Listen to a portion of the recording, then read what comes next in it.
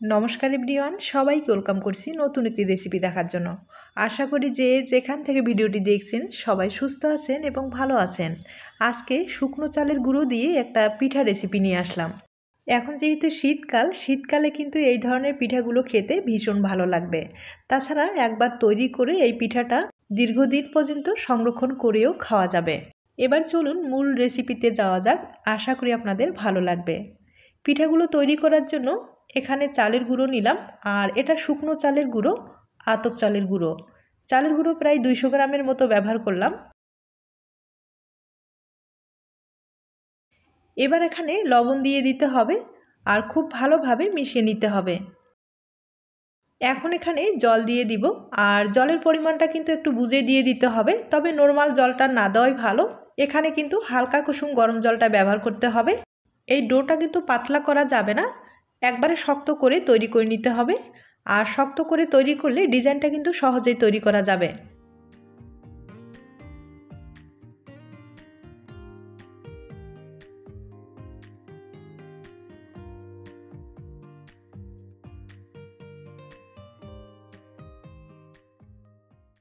এই ডোটা কিন্তু চামচের সাহায্যে তৈরি করলে হবে না, অবশ্যই হাত লাগাতে হবে।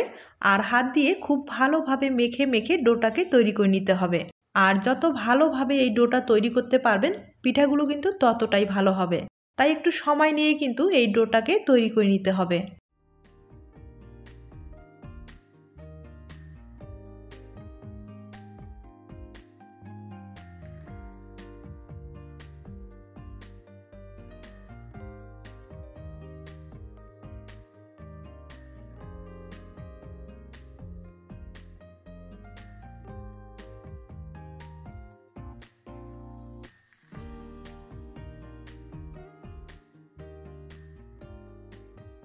ডোটাকে আমি খুব ভালোভাবে তৈরি করে নিলাম। এখন ডিজাইনটা তৈরি করে আপনাদের দেখিয়ে দিচ্ছি।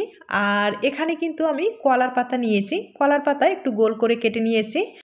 পাতাগুলো আগে থেকে আমি খুব ভালোভাবে ধুয়ে পরিষ্কার করে নিয়েছি। এবার হালকা করে একটু তেল লাগিয়ে নিলাম। আর আপনাদের যদি কলার পাতার ব্যবস্থা না থাকে তাহলে কিন্তু প্লাস্টিক ব্যবহার করতে পারেন, অথবা গাছের কোনো পাতাও কিন্তু ব্যবহার করতে পারেন। এই পিঠাগুলো যেহেতু ভাপ দিয়ে দিতে হবে, তাই কলার পাতায় করে যদি ভাপ দেওয়া যায় পিঠার ফ্লেভারটা কিন্তু খুব ভালো আসবে।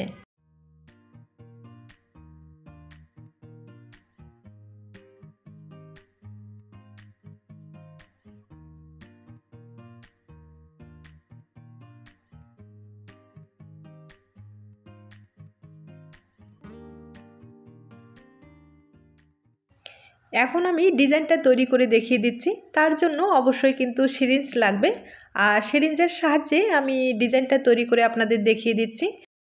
তবে আপনাদের যদি সিরিঞ্জটা না থাকে সেক্ষেত্রে মোটা প্লাস্টিকের ব্যাগে ভরিয়ে এই ডিজাইনগুলো কিন্তু তৈরি করে নিতে পারেন। আর এই ডোটা কিন্তু আমি শক্ত করেই একটু তৈরি করে নিলাম, যেহেতু সিরিঞ্জে ঢুকিয়ে এই ডিজাইনটা তৈরি করে নেব।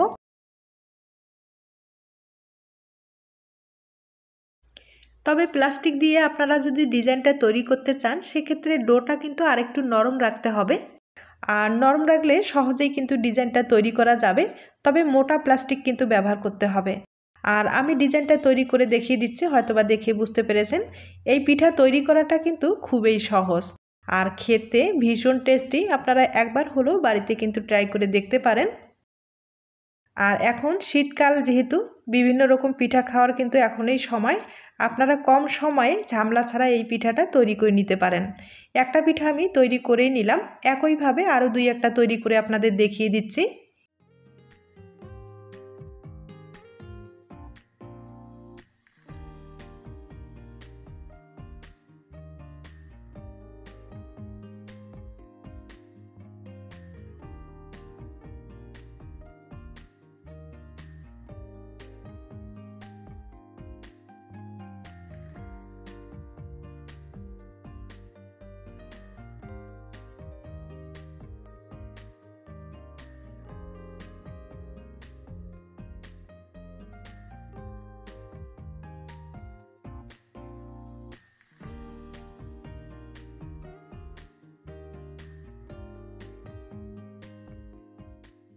একইভাবে অনেকগুলো পিঠাই তৈরি করে নিলাম, আর পিঠাগুলো এখন ভাপ দিয়ে দিব।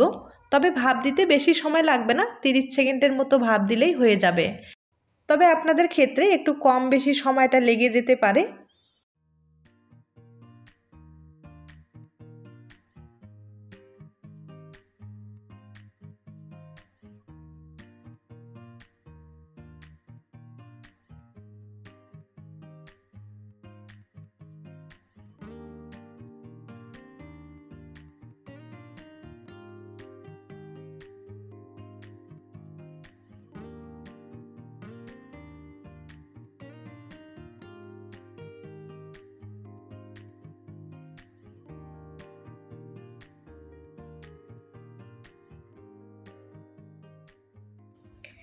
আমি একে একে সবগুলো পিঠায় ভাপ দিয়ে দিলাম। এবার পাতা থেকে পিঠাটাকে আলাদা করে দেখিয়ে দিচ্ছি। আর দেখতে পাচ্ছেন ভাপ দেওয়ার পরে পিঠাটা কত সুন্দর হয়েছে। আর পাতা থেকে কিন্তু সহজেই আলাদা হয়, হয়তোবা দেখে বুঝতে পেরেছেন। তবে হালকা করে একটু তেল লাগালে কিন্তু সহজেই পিঠাটা উঠে আসে। এই পিঠাগুলো এখন কিন্তু রোদ্রে শুকাতে হবে। আর এগুলো কিন্তু হালকা আলো বাতাসের মধ্যে রাখলে শুকাবে না, এগুলো কিন্তু কড়া রোদ লাগবে। আর কড়া রোদ হলে এই পিঠাগুলো কিন্তু খুব সহজেই শুকিয়ে যাবে। আর ভালোভাবে না শুকালে এই পিঠাগুলো কিন্তু নষ্ট হয়ে যেতে পারে। তাই ভালোভাবে রোদ দেওয়ার পরেই কিন্তু আপনারা সংরক্ষণ করতে পারবেন। পিঠাগুলো আমি শুকিয়ে নিয়েছি আর দেখতে পাচ্ছেন শুকানোর পরে কত সুন্দর হয়েছে। তবে এই পিঠাগুলো শুকাতে কিন্তু আমার 2 দিনের মতো সময় লেগেছে। আর এখন যেহেতু শীতকাল, রৌদ্রের তাপমাত্রা কিন্তু একবারেই কম, তাই 2 দিনের মতো এই পিঠাগুলো শুকাতে লেগেছে। আপনাদের কম বেশি লেগে যেতে পারে। আর এভাবে শুকানোর পরেই কিন্তু আপনারা দীর্ঘদিন পর্যন্ত সংরক্ষণ করতে পারবেন। এখন কয়েকটা পিঠা আমি ভেজে দেখিয়ে দিচ্ছি। আর এগুলো পিঠা কিন্তু হালকা আঁচেই ভেজে নিতে হবে। পিঠাগুলো ভাজার পরে আপনারা যদি মিষ্টিটা পছন্দ করেন, সেক্ষেত্রে একটু চিনির শিরা অথবা গুড়ের শিরা তৈরি করে পিঠাগুলোর উপরে একটু ছড়িয়ে দিলে পিঠাটা খেতে ভালো লাগবে। অথবা শুধু চিনিও কিন্তু ছড়িয়ে দিয়ে খেতে পারেন।